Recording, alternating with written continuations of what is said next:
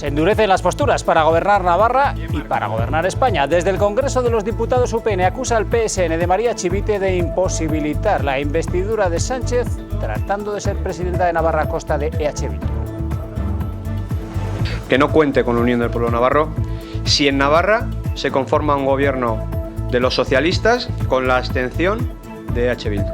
Si en Navarra se conforma un gobierno de los socialistas más Geroa Bai, Partido Nacionalista Vasco, y la abstención necesaria de los amigos o de los asesinos de ETA.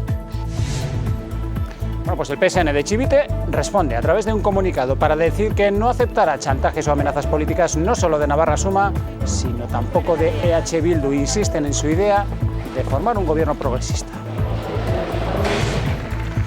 Y EH Bildu opta por movilizarse en la calle. Ayer lo hacía con cargos públicos rodeados de personas en la plaza del Ayuntamiento de Pamplona para meter presión en favor de la candidatura de Joseba Sirón por parte de la formación independentista. Y proliferan las casas de apuestas en Navarra, se encienden las alarmas, asociaciones de ludopatía como Aralar piden con una mayor regulación ante los riesgos entre la población joven. La pamplonesa ha recibido, a la vez que será la encargada de lanzar el chupinazo, también abriendo el Festival Internacional de Bandas de Música. Lo hacía ayer por la tarde, festival con 3.000 músicos de todo el mundo para celebrar 100 años de esta institución en Pamplona.